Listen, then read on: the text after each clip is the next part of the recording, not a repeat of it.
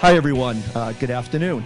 My name is Paul Swartz. I'm with American Airlines, and I have the privilege of introducing the panel today and handing it over to Lesa Mitchell. But I just want to say a couple quick things first. I want to do a big thank you to Startup America for putting on these panels and events over the last couple of days. They are a true partner, and we sponsor them, and we're very excited in helping us connect to entrepreneurs and startups throughout the country by putting on events like this. So if we could give a quick round of applause to Startup America for doing all this. Thank you. And real quick, I am part of a team at American that is focused solely on startups and entrepreneurs. And so we recognize the importance of startups to the economy, but also to us at American. We recognize many of you, these startups are going to be our next best customers in years to come. And so we're actively trying to support that through a number of initiatives at American. We now feature a completely free corporate program for startups that allow startups to earn tickets and upgrades that we typically give to our big Fortune 500 companies. And we said if we're going to be in the space, we need to really be passionate about it. So we created all these marketing initiatives to really help propel some startups and really turn the dial up. So we now feature a full-page article every month in our American Way magazine on an up-and-coming startup. Incredible visibility, goes on every seat, every plane, every month. And more importantly, we're trying to connect startups internally at American. Is it a product we can buy, pilot? Will it better our employees? Can it help our customers? And we're always trying to make those connections. And today I have the privilege to introduce this panel, which is outstanding in creating these startup communities that really is fostering these ecosystems throughout the country. So with that, I'd like to introduce Lesa Mitchell from the Kauffman Foundation. Great, thank you. So I have a question for you. So yes. How do startups get into that advertisement? You can talk to me right after this, and we can talk one-on-one. We're actively engaged. We have a team member right there, Maggie. Flush her out. Come see, connect with me. We really want to make this happen. We want you to succeed. We want you to do well, and we want you to become our next best customer. Great, and I think you can have that. Thank you. Thank you. Appreciate it. American Airlines, that's awesome.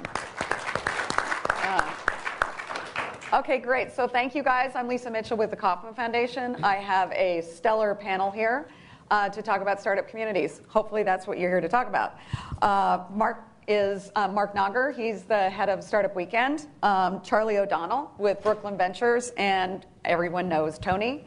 And I think Tony's here to talk about both Zappos and startup communities and how, kind of like these guys, what big companies can also do to help with their communities. So let's just get right into it.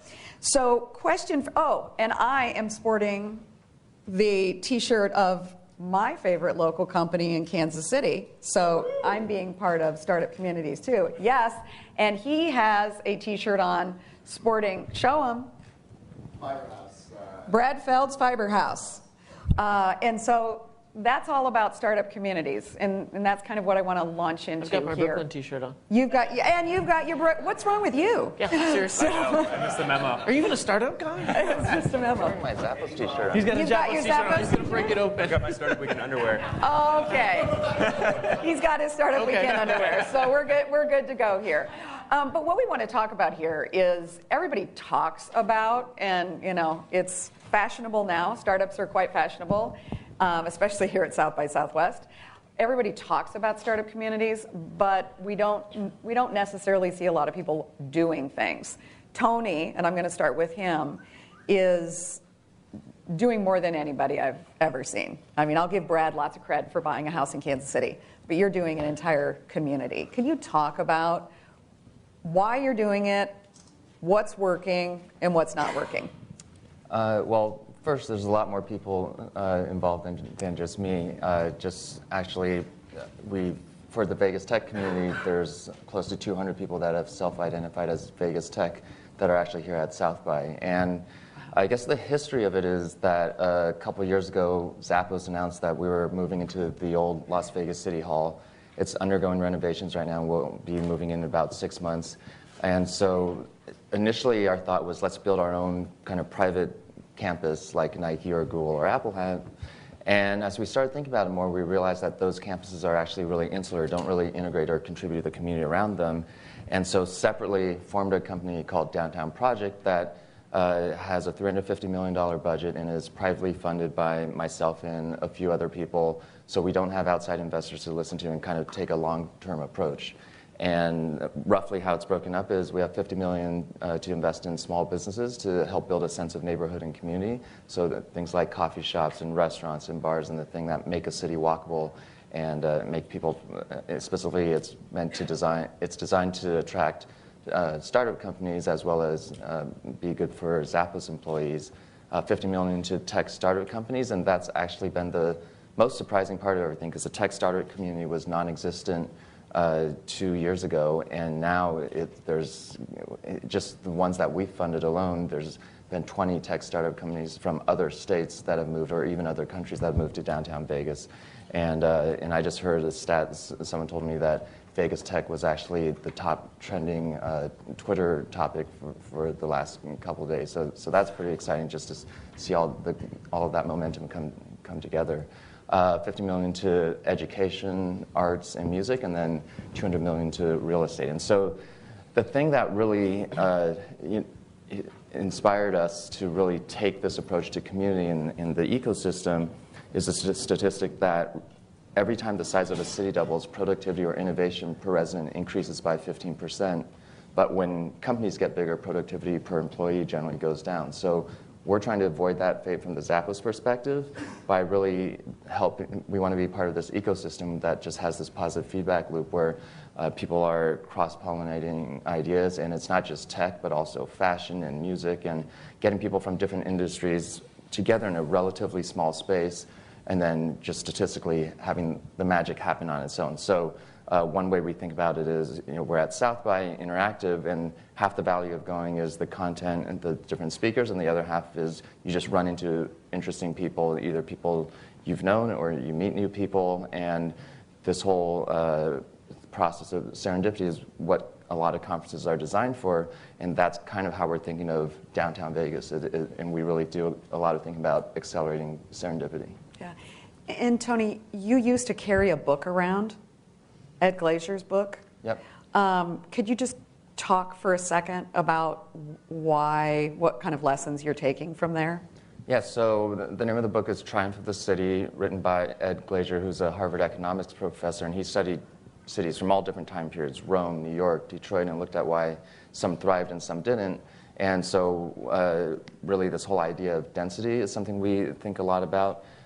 Getting to 100 residents. Historically, what's been needed to happen is you need 100 residents per acre combined with street level activity for folks to collide in.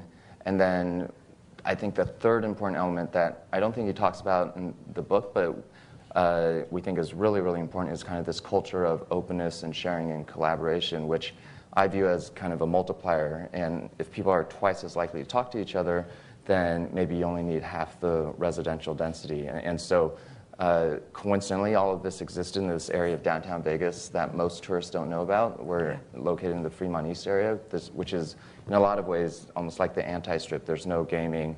It's based on locals and local community, not designed for tourists. And so that's something that we're putting a lot of effort into. Yeah, it's awesome. Ed Glazer. So Charlie, you live in a space where there's lots of density. Sure. So, you, I think, mentioned to me that you got into the venture business in the early 2000s. And I don't think back then people thought about New York, let alone Brooklyn, as kind of a tech hub.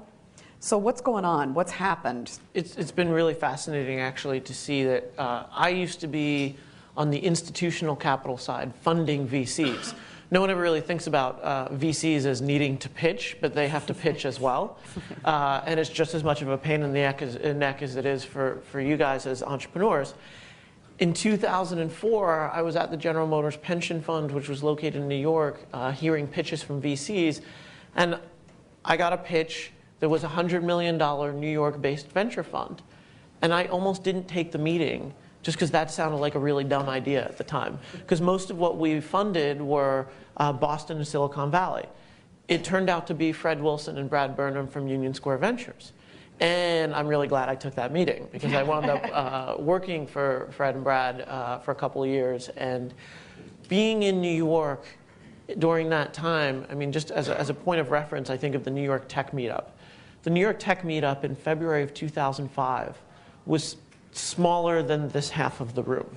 There were like 25 of us that used to meet in the back of Scott's offices at Meetup. And now it's 1,000 people, and they scalp tickets to it, in front of one of the biggest venues that NYU has to offer, and there's 30,000 people in the meetup. Yeah. I think there's something that is very key, and I thought it was interesting that, when you asked Tony about Vegas, the first thing he said was, there's 200 people who've self-identified here at South by, and it really, really is the people. There's something in particular that's special about the fact that Scott Heiferman ran the New York Tech Meetup, and the meetup was located in New York, and the meetup culture of the New York startup community was sort of the DNA came from a singular person, in the same way that now that I've become the first venture fund in Brooklyn. Nice. Nice. There's somebody the other day said, "Oh, hey, you're the Brooklyn guy." Right? And that's. Do you wear that T-shirt every day? No, I actually just have a closet full of them. It's like Superman. There's something to that, right? Like I take meetings with. No, okay. I'm used to subway noise. It's a little different. We don't have those. Or fire alarms. I take meetings with startups and bring them into Brooklyn 3-4 times a day. Right? They come in to meet with somebody specifically. And if you're building up a community, it's very easy to say we're putting a building, we're putting a space or whatever, but who are the people that you're going to run into? The 200 people who've decided to come down and rep Vegas, so you're going to run into them. You're going to have a one-on-one conversation with them. Startups are going to have one-on-one conversations with me and lots of other people, like Tina Eisenberg for Swiss Miss talks about being in Brooklyn too. That's of really critical importance. That's something that I think a lot of governments and organizations, foundations, like they're good at building big programs and putting a lot of money to work, but to actually say, who are the 5 people that are going to own this and go all in and live in that space or whatever, that's just as meaningful. It's really important. Yeah, and Charlie was saying to me earlier, it's the individuals, not necessarily the organizations. It's not just the bricks and the money. Right, it's the individuals that do it, and I think that's a really important thing. Bricks and money helps. Yeah, no, it obviously it does help, but it's not the organization, it's the individual people. So Marc Nager, as I said, is the CEO of Startup Weekend, and I've known Marc since the beginning, I think, of Startup Weekend. Can you kind of talk to people about why you guys are doing this and why grassroots matters? So I think it kind of hitting on the 2 topics here. I think density and people. Obviously, I think who here has heard of Startup Weekend or been to a Startup Weekend? Been to a Startup Weekend? All right, so density and people happening here. And Startup Weekend really played this role in serving the need of where do I go when I have an idea? And it turns out going to investors right away, going and paying a lawyer, paying $60,000 for an MBA aren't the most accessible, easiest places that you should go. So going back to creating that density and giving people the opportunity to really connect and kind of find their tribes. And that, in turn, actually is driven by our volunteers, the organizers, so down to the people. Those champions are the ones that end up actually creating the community and helping drive everything else. It's more than just a weekend event or just the tech meetup, right? It's how do we start to pull these pieces together a little bit more from the grassroots. So how do you guys, how many Startup Weekends did you guys do last year? 561 in 107 countries. Okay, so where doesn't it work? It works everywhere. Sub-Saharan Africa, we have 6 cities in Iran. Mm-hmm. We just finished our first event in Haiti, mm-hmm. And all over the U.S. But we clearly in some spaces, I mean, you sent me a note a couple weekends, I asked you what was going on in Mexico, and he sent me literally single-spaced the number individual Startup Weekends that are scheduled for the entire rest of the year in Mexico, and it was more than 1 page. So, I mean, clearly it's taken off in different places, but I hear a lot of people that still struggle and struggle to get their community going. And what is it? Is it literally just the right people? I think it's the right people working together. I mean, we have more than just Startup Weekend. We have Startup Digest, our new program Next. What we're seeing is we have even multiple organizing teams. And even in a given city, our organizing teams have a hard time working together. Startup Digest curator isn't working with the Next instructor, isn't working with the education vertical of the Startup Weekend. And so that's where we're at, really trying to drive those people to figure out like how is my activity and what I'm participating in and giving to the community part of a larger vision, because this is a long-term play. One of the things I think is key too is that every community is unique, Yeah. and I always think about it a little bit like that scene in Apollo 13 where they're trying to sort of recreate a certain kind of like power outage, and it really depended on how you plugged one thing into another and how to go in a certain order. And I think that's really meaningful. Like General Assembly, the education campus in New York, took off. I think, professionalized something that was already going on in New York.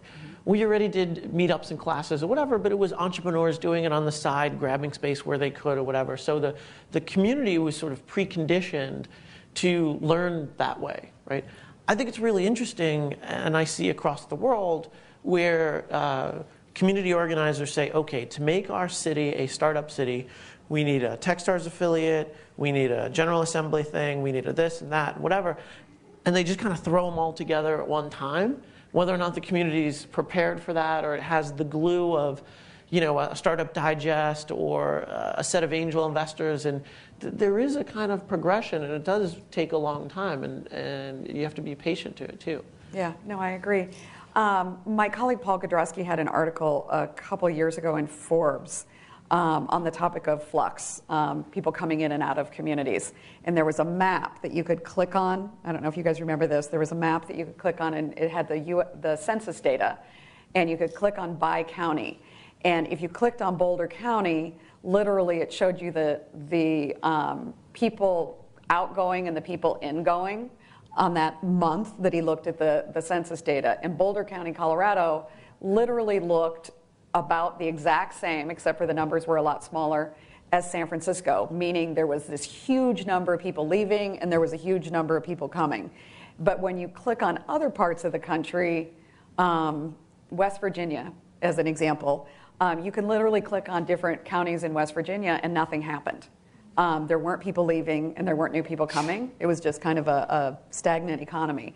And I bring that up because, Tony, one of the things that I know you're doing, and our friends at Startup Chile have been doing it for about 2 years, is encouraging new people to come. I've been around you before when you're trying to convince people to move to Las Vegas.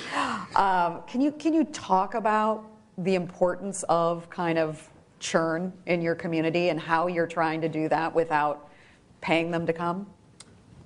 Well, the map I'm assuming is about residential and people moving there, which Yeah. you know, we try to get people to do. But actually, what's been our best recruiting tool is, I actually live in a high-rise that's right in the middle of all this activity, and there's about 275 units in it, and collectively between Zappos employees, Downtown Project employees, and employees of the startups and businesses we've invested in, we're collectively leasing about 40% of the units in there. 60 of those bedrooms are actually set up as furnished apartments that we basically act as free hotel rooms. And so that's actually been our best recruiting tool. We just tell people, hey, next time you're in Vegas, come stay with us for a few nights, ideally weeknights, so you can see what normal life is like. And then we give them a tour, and then they just get to interact with the different startups there and get to know the local people in the community. And basically, what ends up happening is they're basically tricked into going to the local coffee shop, the local bars, and all the local events. Right. And then what we find is the place just ends up selling itself, and people self-select, and they comment that they've never been. It's the friendliest apartment building they've ever been in, and the elevators, the new coffee shop, and because it's this interesting mix between residents and kind of curated visitors. And so I think one of the most interesting descriptions that I thought described what's kind of the vibe around downtown Vegas was someone came and visited us a few weeks ago, and at the end of their 3 or 4 days, they said it feels like an entrepreneur's Disneyland.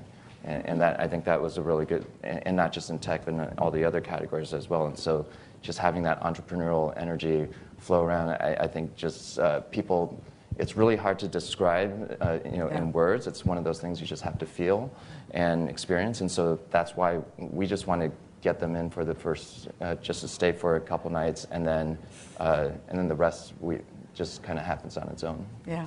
Charlie, I mean, obviously Brooklyn is a really big place already, as I said. Fourth largest city in the country. Right.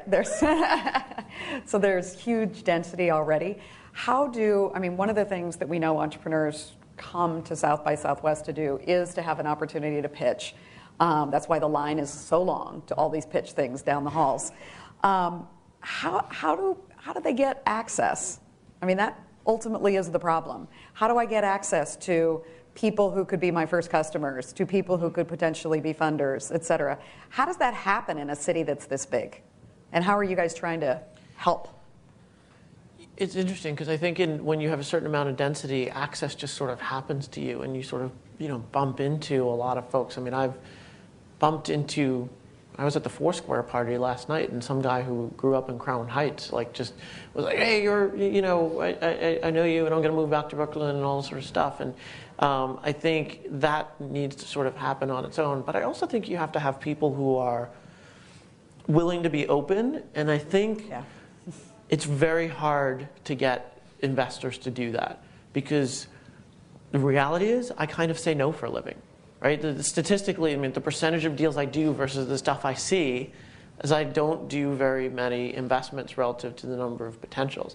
And so it's very easy to get caught up in a mindset of saying no and being closed, because I can't fund everybody and I can't help everybody. But I can do little things, like I do a weekly lunch that's at a specific place, a specific time, and it's everybody pays on their own. And when I get the random, like, "Hey, I'm new to New York," right to the lunch. Like, I may not have time to do that sort of one-on-one for an hour, but I'll put them in a group of 10 folks. And I think a lot of the times when I talk to people from sort of outside of New York or outside the Valley communities, the investors are not really participating like that. Where I've talked to some folks in Toronto, and they say, "Well, there's money here, but it's not really angel money." And there's lots of places where we know there's money in a city, but those folks aren't necessarily participating. And I think investors are very important glue, whether or not they actually write. I mean, writing checks is important, but they're just going to meet people a lot, and they're going to take best practices and help educate their companies, and they're going to connect their companies to each other. And they have a really big stake in helping to support those communities, and it's important to get them participating in some way. And sometimes it works and sometimes it doesn't. I don't have a single Brooklyn resident invested in my fund, which is really kind of mind-blowing to me. But I think the fund would be better and the community would be better if people were participating in their own backyard, and that's meaningful. So I think pulling that old school money into and showing them what tech startups are like or whatever is really important. So the one thing that we haven't talked about is in Brad's book, Startup Communities, one of the things that he talks about is inclusiveness and getting everybody into the table and access. And Marc, I know you guys through Startup Weekend touch so many thousands of people across the globe. How are you guys, is it a problem? And how are you guys addressing it? Absolutely not. I think that, Startup Weekend, anybody can step up and become an organizer or come to participate. There's no barrier to get into these type of things. And it's self-curating, right? If people are there and they have the wrong motives, the community is very quick and will point it out and take care of the problem pretty efficiently. Got a healthy immune system. But also on the flip side, the community is also quick to step up and find the people, put them on a pedestal and help grow them, support them to become the community leaders. People want to have champions. And I think the notion of champions is something that Startup America has done an incredible job with. I think being able to highlight, it's not just the entrepreneurs, it's the teams that are coming out, it's the investors, it's people from the top that are helping infrastructure. But your numbers still don't show. Let's just do women because that's the easiest one. But your numbers still don't show that you've got a lot of people showing up that aren't white guys. Very true. I mean, so talk about what you guys have been doing to try to address this. Yeah, so the women is actually a great topic. We try to we'll do women-focused startup weekends where we flip the ratio. We don't do anything exclusive, but it turns into Sadie Hawkins style type of event. And what we'll see is actually by driving more participation, not just coming out and talking about them, but having them there inclusive in those events, we'll see the ripple effects. They'll go to all the other programs involved. They'll get more invitations for speakers to be on other judging panels and everything else. And I think that whether it's going to be from the diversity perspective of women, minorities, anything else, it's just driving more participation. Yeah, and I can represent women and old people both, because I am one. And I think the other thing that we see in communities that's really hard is people view tech as 30-year-old white guys. And the opportunity I think that we all have is when we create these things and when there's people that don't look like 30-year-old white guys, is frankly the only way we figured out how to do it is you have to work hard. I'm working with Black founders. We're working with Women 2.0. I mean, there's a number of organizations that we're working with that literally are trying to find people that don't look like 30-year-old white guys and pull them into the tech community. Because in many cases, they're your customers, they're part of your supply chain, potentially they're your funders. But we've got to have diversity in our communities as much as possible. One thing that's really important about that is language, particularly around, we use as a proxy for entrepreneurship venture-backed tech companies. Yeah. And to me, there's never been such a big, dumb, male idea as let's go pour tons of money in a hit or miss, non-cash flow generating business, all or nothing, right? And it does tend to attract a certain demographic of folks when, to some extent, I am disappointed that we don't celebrate businesses that actually make money, employ people, hang around, don't get acqui-hired, all this sort of stuff, right? Because there are a lot of, like in the Brooklyn area, women and minority entrepreneurs who are in a diversity of businesses. But when we trump up and say, well, we need more entrepreneurship in New York, well, if I were a female founder of a design services company or whatever that employed 20 people, I would be like, well, there is entrepreneurship here. Yeah. And there's a lot of lessons that can be cross-pollinated in both of those communities. So I think it's really important that we don't have one singular definition of entrepreneurship. No, I agree. And I think that was Tony's point with all the coffee shops No, that's really important. Everything else that's out there. So let's talk about the hard thing to talk about, which is what doesn't work. And Charlie, I'm going to start with you because you and I talked about it. So I know what you're going to say. What doesn't work? Does it work when... and I can tell you guys that when we got a phone call from the White House and we talked to the Case Foundation. This was before Scott. This was Steve. We talked to the Case Foundation about doing Startup America Partnership. We were very wary about doing something with government. I mean, our thought process was, ooh, is this going to be bad? Is this going to slow us down? Is this going to provide rules that we're not going to want to do? So we were very, very wary, and it's ended up being awesome. It was super hard at first for them not to try to control us, but then we figured out how to keep ourselves separate. But I do think that because of all of the interest in and understanding now that startups create the most new jobs, that everybody is interested. But sometimes that creates over-interest and doesn't work. So what do you think? I'll let you go first, Charlie. What doesn't work? I think that the New York City government is a really great example of a government who has learned to support what's going on as opposed to recreating, right? And there, I think, were some early instances of, let's raise government money to invest in startups, right?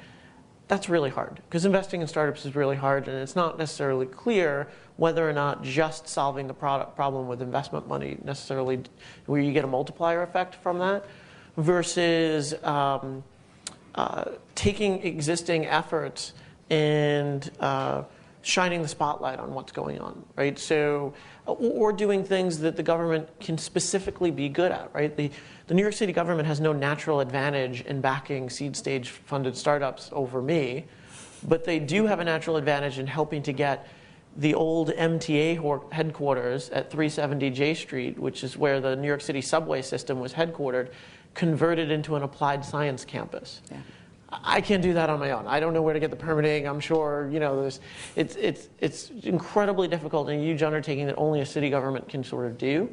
And so they're focused now on major real estate issues, major sort of nuts and boltsy infrastructure type things that an individual investor sort of won't be able to do, or supporting efforts like, instead of recreating spaces, making it easier for spaces to get Wi-Fi or bandwidth or even just PR. Yeah. Government's a PR machine. And if they could just highlight, when the mayor says, show up here with cameras and, interview, whatever people do, and I'm really glad they're spotlighting a lot of stuff that's going on in the industry versus their own efforts. So they've come a long way in doing it. So don't take over for the private sector. Yeah, exactly. Is the moral of the story. What about you, Tony? What have you seen doesn't work?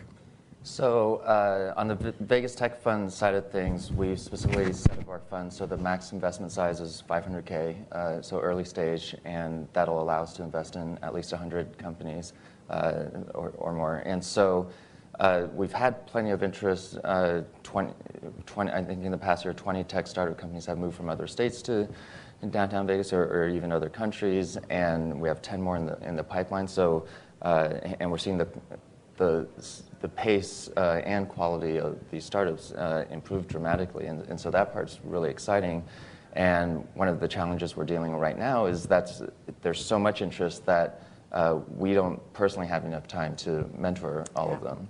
And so one of the things we're trying to build into the value that Vegas Tech Fund provides, but also that the community will provide, is this idea of mentorship and basically scaling mentorship, building and scaling a mentorship network. What's been really great is that we have plenty of people from not just Silicon Valley, but everywhere that have said, let us know what we can do to help. Happy to come out once a month, once a quarter, and help mentor these startups. And so right now we're just trying to put together the right process and structure to help make that happen. The really interesting thing is for those 60 furnished, we call them crash pads. It's been interesting because not only do they get to interact with the community, but they also end up meeting each other. And so that combination has actually caused people to, we call it subscribe to downtown Vegas. So they may not be ready to move, but they come back on a monthly or quarterly basis because they get value out of the people that they happen to meet in downtown Vegas, as well as the actual residents of downtown Vegas. And so we've asked people to, this actually started out with the Downtown Speaker Series that we started, where every week we have anywhere from a couple to sometimes 15 or 20 different speakers. And it started out with people that weren't actually in the tech community, like we had Morgan Spurlock, who did Super Size Me, come speak, and the producer of Batman. We had people come that talked about genetic programming, and last couple speakers were about 3D printing. And now we're kind of expanding that beyond just speaking to adding in a mentorship element to it. And it's all on a volunteer basis. Basically, when people come in town, we say, hey, as long as you're in town, do you want to give a talk, it's free to the community, or do you want to teach a class, or do you want to come to, have office hours at the local coffee shop? And 95% of people raise their hands. So it's just really exciting seeing this whole mindset and culture just growing and feeding on itself. Yeah. So is this a tagline now? Subscribe to Vegas? It is, actually. It sounds like it. It's an awesome idea. And just to give you a little history of where that subscribe thing came from, originally we thought we had to get to 100 residents per acre, but then realizing and doing the math on someone like myself, where I'm a resident, say I'm out and about in the community in a collisional way 3 or 4 hours a day times 7 days a week. I travel a lot, so call it 40 weeks a year. Multiply it out, it works out to about 1,000 collisional community hours a year.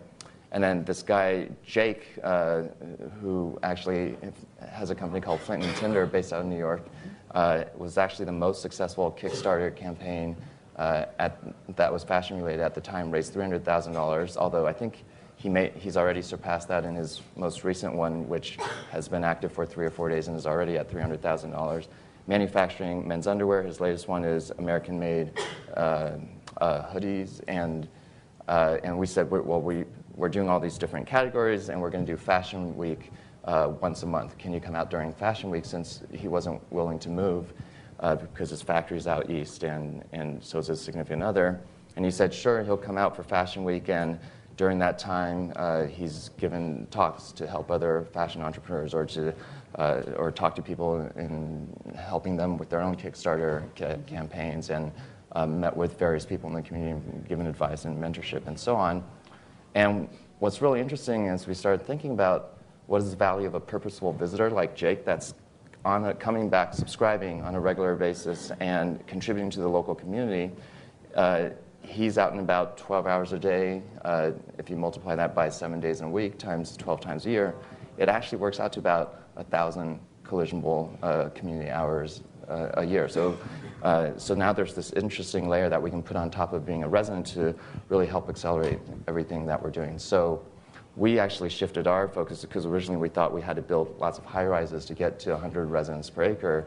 Now instead we're thinking of real estate in terms of really what we want is 100,000 collisionable hours per acre per year, which works out to 2.3 collisionable hours per square foot per year. I have no idea what that means, but yeah. This is like Moneyball for communities. Yeah. So I hope everybody really understands what you're hearing here is somebody who's serious about community building. If you do the math, that's being serious about community building. And I want to open it up for questions in a second. But Marc, I want to ask you again, what doesn't work? Where have you seen doesn't work? So 2 things. Number one, it's about the people. So I hear the ideas of the online networks all the time, and they want to make those like the primary means to connect with other people in your community. Let's figure out the people thing first, and then we can use that as a nice little complement. The second thing is, actually, Tony is the antithesis, but so many people are so un-entrepreneurial. Scott Case says this all the time about their own communities. Right.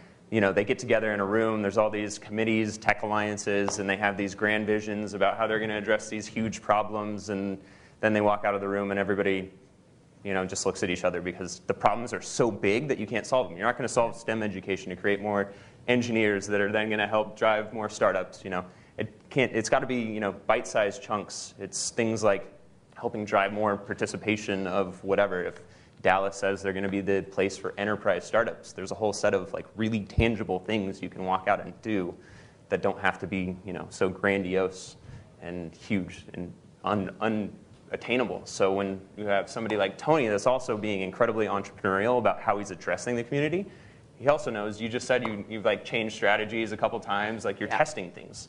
We have to do the same in our communities. We have to step up. We can't have our hands out, asking for people to give us money. Like part of the reason Startup Weekend organizers are amazing is because they have to go raise their own money. They have to hustle. They have to be an entrepreneur. This is like their own little business. And you know, we have to kind of extend that into the entire startup community. And I think the other thing that we heard through this discussion is it's not just about tech entrepreneurs. I mean, if you know, what we've said to people often is, you know, that's what ended up happening to poor Detroit is they were a one industry city, and so clusters, you know, sometimes have a bad word after them if you, in fact, go too much down one avenue. And you need to support and figure out who are the restaurants, who are the manufacturers, who are the other people that need to be within your community. I think the other thing that, just to reiterate what Marc just said, and obviously if you haven't read Startup Communities, Brad Feld's book, you should, because the other thing is, you know, everybody needs to take action. Everybody needs to take action. I got a phone call the day after Christmas, literally, and only Brad works 365 days a year, but I got a phone call the day after Christmas, and Brad said, hey, I've been thinking about that Google Fiber thing. When I was in Kansas City in early December, he came and talked, and he said, what if I just bought a house there? Would that be helpful? And I think he was serious when he had that question at the end. Would that be helpful? And so he bought a damn house, and he's not planning to live in Kansas City. I mean, he's doing it, and he said, the only reason I'm doing this is I want to show people what I talk about in my book, which is everybody needs to take action. It's not about words, it's about action. And what can we do? I mean, obviously, Tony's all in.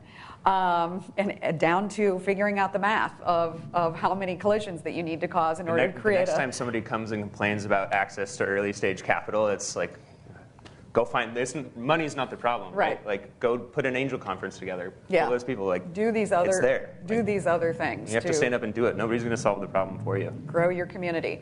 So I'd like to open it up for questions from the audience. We've got one right back there. Question for Marc.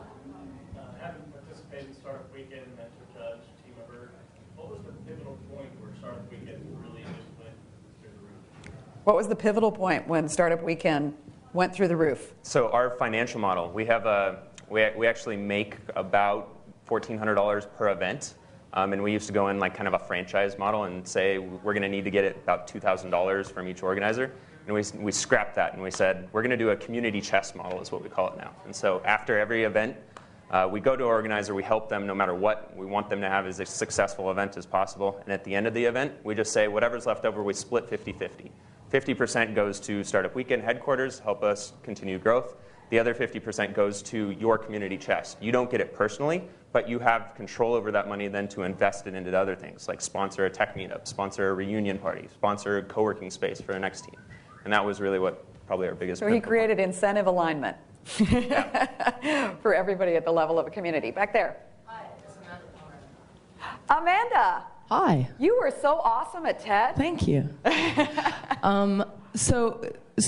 I've been dealing with some really interesting, like looking at all these arguments online lately. I mean, and I'm more in the music realm, but even my TED Talk has brought up these, like these two sides bashing against each other. And I'm wondering what you guys have seen more in your world about like I actually feel like I'm watching this strange zeitgeist change of people reconsidering how they can help how they can help artists, but also like I'm even watching it in the TED comments and on Twitter, a lot of people saying like, yes, I've now, like because of things like Kickstarter and crowdfunding, I'm reconsidering what I can do, and I'm reconsidering what I'm allowed to ask for. And it's like its application in music is really obvious. You can go directly to an artist and you can help them. But I'm wondering if you've seen a change basically since crowdfunding happened, just in people's general mental attitudes of what they're allowed to offer, even, and what they're allowed to ask for. Does that make sense? Any comments? I mean, it's an open question. Yeah. Well, and I'll respond to that one also, because I really actually think part of the change was with the economic downturn. I mean, I think, sometimes constraints are a good thing. Too much money isn't a good thing. I mean, one of the things that we know out of a lot of competitions is the winner doesn't necessarily do well long term because they got too much money, if it was a big pot of money. And so I think with the constraints that happened and creating stuff like, how do I help my own backyard? How do I help my own community? How do I help these, people that don't have jobs?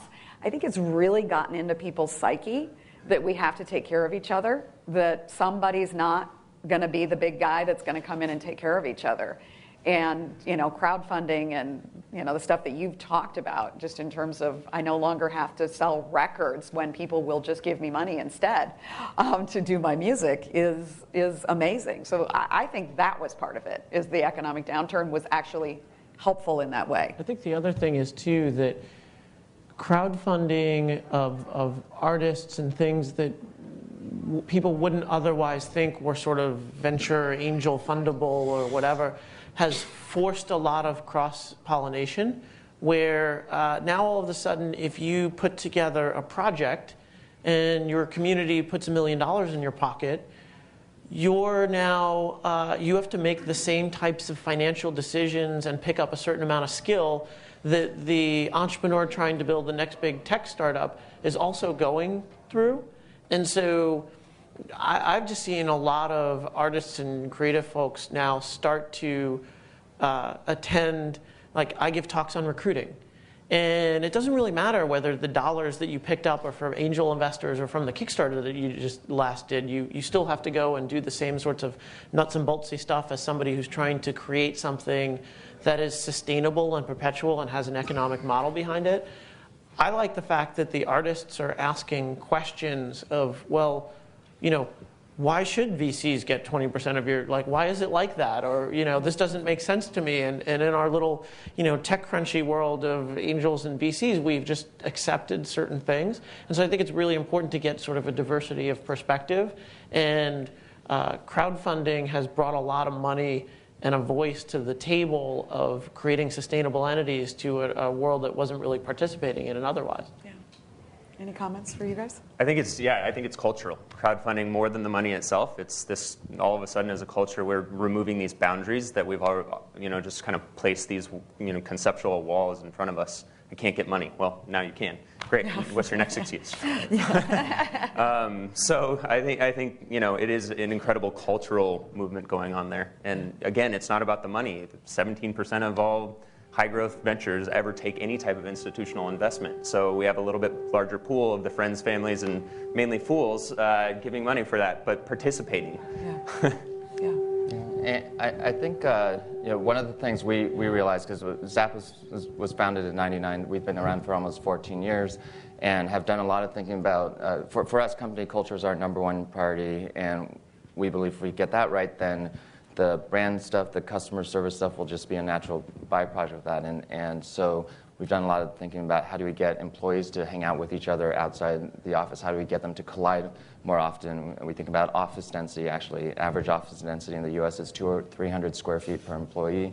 And in our current offices, it's 120 square feet. Once we move into City Hall, we're targeting sub 100. And as we realized, because this whole moving to downtown Vegas stuff just became a topic just in the last 2 years. But what we've realized is that culture is to a company as community is to a city. It's the same concept, just at a different scale. And so just, you know, the city stuff was not even on our radar 3 years ago. And it's just been interesting to see the evolution of being able to apply a lot of those things. And I think, you know, one of the things that we talk about on a cultural level, because sometimes we have HR people from big corporations saying, okay, where's the checklist of things to, like, build a strong culture? I need a massage room, or I need whatever. And those things, it's analogous to, like, a city saying, like, we need this big building in order to do this thing that Ed Glazer refers in his book as the edifice complex. And so it's really about the cultural element and getting across the message that there's a big difference between, there's lots of ways to motivate employees through incentives. A lot of corporate America does it through fear, recognition, but there's a huge, huge difference between motivation and inspiration. And what we found is if you can inspire your employees through a higher purpose about something bigger than themselves, and if you can inspire your employees through values that match their own personal values, you can accomplish so much more as a company. And I think the exact same thing is true for the community. Get them to think more about just their startup, but what can they do to help grow the community? And so we actually kind of filter for that in terms of all the investments, whether it's tech or small business. We have this additional criteria of it needs to be a good investment, but it also needs to help build community. And so in a lot of ways, we're seeing that we're getting to the point now where it becomes self-selective and just builds upon itself. And people go in with a different mentality. They're much more missionary versus mercenary.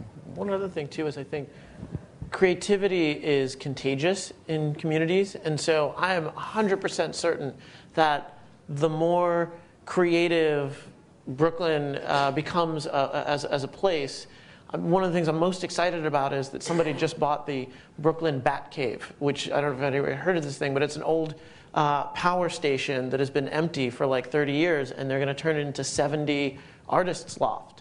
I think that's going to help tech entrepreneurship in a sort of bizarre roundabout way, because it's just going to bring more creative people to bump into and interact with other people and sort of inspire them in creative ways. And so it gets people thinking out of the box generally. Yeah, and it's kind of also the mashup of I don't know anymore if I'm giving or I'm getting. My children gave my mother Kiva gift cards last year. She'd never heard what Kiva was, and she's in her 80s. And she thought it was amazing when she started investing the money that she was getting it back. And she's so excited. She calls every time she gets money back. I've got money back. Now what do I do? And it's not, I mean, it's totally for her, it's about what she's giving, not what she's getting. She doesn't care. She's just amazed that she can fund these people in places around the world and how awesome that is. And now she's putting a whole lot more money into it. Can I just say one last thing? That's the thing that I'm watching change, is like our culture has been so, it's been drilled into us so hard that it's about getting, that people are like amazed to discover that it actually feels great when you're able to help something and then get the bounce back and this wonderful circle happens. And like most of the critics of stuff like this just don't seem to understand that it can be good. Yeah. I actually just got a blog article in my inbox this morning that talked about how in most cities, 99% of the people living in the cities are just consumers. And so what makes the city more creative and special is when there's actually people are producers as well as consumers. And that was the terminology they use. And we're seeing that happen in downtown Vegas. Yeah, so we should all, giving is wearing other people's T-shirts, right? Other questions? Right back there. So I'm an active entrepreneur, new to academia. I've been working with Marc and Startup Weekend and doing other things, but I'd like to hear the other perspectives on the best way to get the universities involved in helping growing the community, how you've seen that. Not traditional university, but in entrepreneurship villages, communities, accelerators, incubators, programs, communities, resources. So I can get that answer from Marc, but I'm interested in the rest of the panel here. Oh, I did a purposeful face plant because I teach at local universities. I teach entrepreneurship, and creating the semi-permeable membrane in universities is super hard. And for the most part, most of the local universities in New York don't really participate in the tech community. I think NYU is probably the furthest along. A lot of it is driven by individuals within the university, but it's really, really important because they are expensive, but the producers of talent that's going to be fueling these communities for the next few years. And I think it's kind of a ground war. It's sort of a house-to-house kind of thing, and finding, who is you at each and every university and bringing those people together, because to try and do it top-down, I think is incredibly difficult and probably not even worth it necessarily. But I think if you can just find the individual stakeholders, the one computer science professor, the one business school entrepreneurship coach who runs the business school plan competition or whatever, and invite them and just bring them into the rest of the community, because I think both sides, one thing is important is recognizing that both sides have something to offer, right? That there's talent and knowledge in the universities that the startup community can use. There's a whole big movement towards like, we're going to create our own schools and screw you, and we have Skillshare and all this other stuff. Like, most people are still going to traditional schools, and you can't sort of push them away. And at the same time, how do you convince the academic world that, well, by the way, we're hiring your students. We could possibly use the technologies that you commercialize and just get conversations together. And it's just lunches and dinners, and however you can do it in small groups on a one-on-one kind of thing, I think is the best thing that I've seen so far. Tony, how about in your community? And Tony? So geographically, Vegas is interesting in that UNLV is not, at least psychologically, it's maybe, 5 miles away, but psychologically it might as well be in another state. And so there's really not much interaction between, we have the relationships and so on, and hopefully over time we can convince them to build classrooms downtown and so on. But it's pretty removed from downtown on a practical basis. And so it's similar to what he was saying, is basically I think it's much easier to don't approach it top down. I mean, we're simultaneously approaching it top down, but just kind of resign that's going to be a long, drawn out process. And instead, get them into downtown art world instead. And so we're always happy for myself or people on our team to give talks to students, or we get requests for whether it's the entrepreneurship class or just any class that they want us to invite them to the classroom. And we just say, happy to do a talk, but you have to bring your students downtown. We'll give them a tour, show them around. I'll do the Q&A in my apartment or in the local co-working space, and then that just gets more collisions happening and exposes them. And then it's really kind of trying to almost do it in a serendipitous. Not serendipitous. You're good. Serendipitous.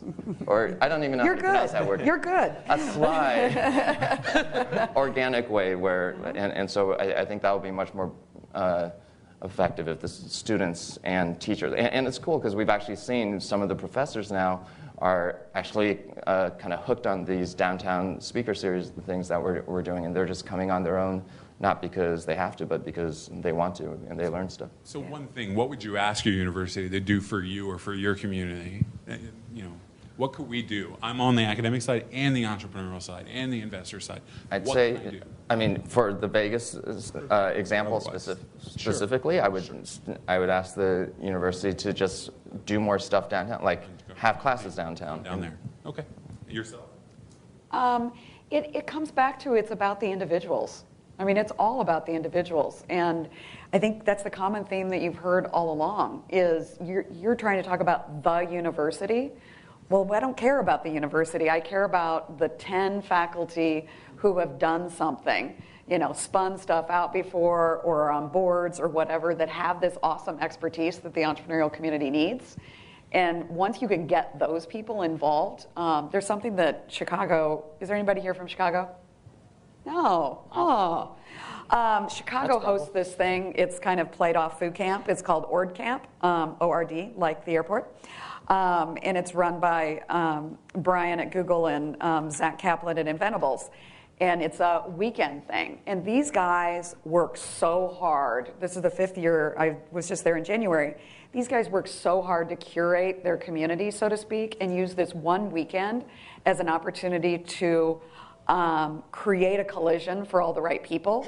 And I met, at least 3 computer science faculty that they brought in from University of Chicago, these other people who didn't know anybody, but by the end of the weekend, they were like, okay, we're now going to do this hackathon over here. We're going to get involved in this. So it's, don't think about the university. Think about who are those awesome 5 people that you can pull in to other stuff that you're doing, and then they'll start doing stuff.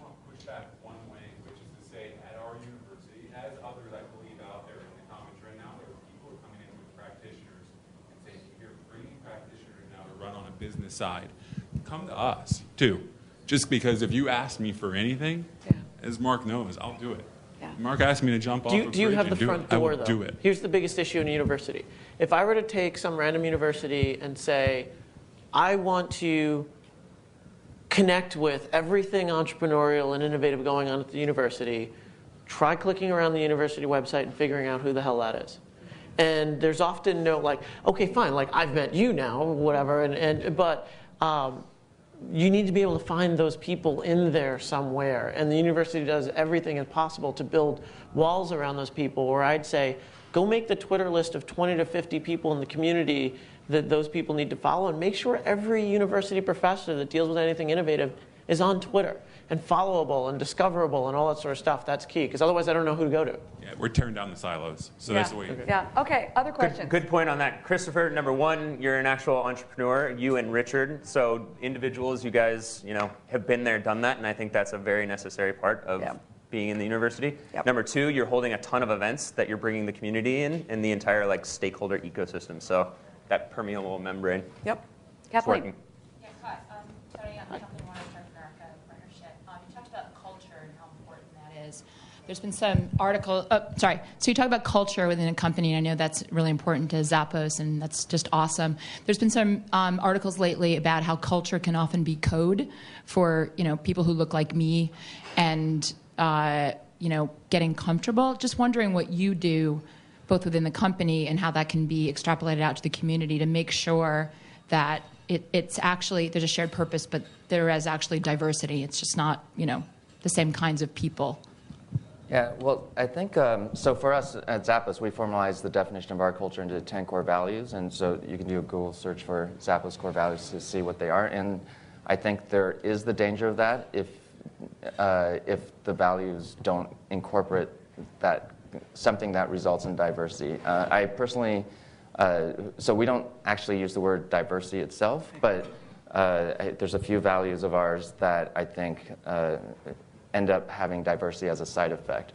And so one of our core values is create fun and a little weirdness, which is really just our way of saying that we really recognize and celebrate each person's individuality, and we want their true personalities to shine in the workplace and around their coworkers.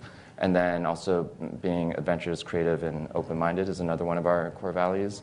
And being humble is important, I think, not just on an individual level, but also on a company level. And all of those, this sense of openness and sharing and accepting people. Our belief is everyone's a little weird somehow, and so that's and we want a little weird, not psychotic. So Seriously weird? well, that's why we specifically say create fun and a little weirdness. And so we think that results in diversity. Okay, great. One more question. Yeah, I wonder if Right behind you, your mic. I'm Dave Gillespie. I'm a startup attorney, and I wonder if the panel could speak to a little bit about the relative roles between, say, philanthropical, nonprofit kind of pushes in this community building aspect versus more for-profit, not entrepreneurial type ventures, accelerators and funds and whatnot. You mean what works? Yeah, the balance in the roles, what doesn't work, what should be done, and what you've seen in the past. Yeah, and I think that's kind of what Charlie was dealing with at the very beginning. Yeah, well, there's certain things that I think inherently have a business model that the private sector is going to be interested in, and there's other stuff that you sort of probably need to sort of fill in the gaps, where either the private sector doesn't have the same time horizons, or doesn't really have the knowledge and know-how to go about doing certain things. And so, education is one where, outside of accredited universities, people have basically struggled to make a business out of, right? It's hard to make a really sustainable sort of venture-backable business, teaching Ruby on Rails to everybody, right? But so there's instances where you can contribute to those efforts in certain ways, and other things where you can help support other people's efforts that may not have an immediate financial return. So maybe there is a business in an individual teaching development skills, but the problem is their overhead for the location in the classroom, right? So creating classroom space may not be economically viable for anybody who wants to do that. I mean, that's the sort of overhead that universities are dealing with, right? It's kind of a cruddy business to be in the real estate business. So, can somebody take up that helm and say, well, we'll create the space, we'll fund it. We know we're not going to make any money from the space, but we'll enable other people to actually make their businesses because we've kind of created a space. So it's sort of dividing up that line.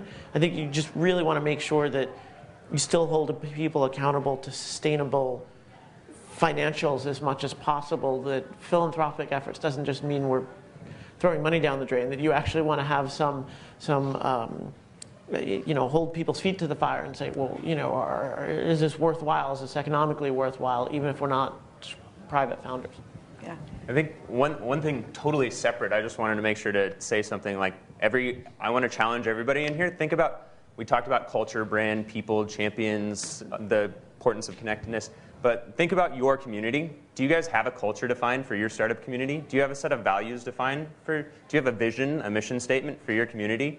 The answer is probably no. But walking out of here, that should be something you should seriously be asking yourself and anybody else that's around you. And if that conversation's not happening, go make it happen. Yeah. That is a direct challenge. And if you're not going to make it happen, realize your community is not going to get any better. Yeah. And your community should have that something that's different, because not every place should be like Silicon Valley. Yeah. Brooklyn should be very different its own thing. Yeah. Yeah. Don't look for recipes. And I think on that note, we need to close. I know we're out of time, and I hope everybody aims for subscribe to Las Vegas, subscribe to Kansas City, subscribe to, I mean, I think we all need to be aiming for that kind of goal, is how do we get everybody to subscribe to our city, and what do we need to do to make that happen, and what can each one of you do? So thank you guys for all joining us. Thank you guys on the panel. You're awesome.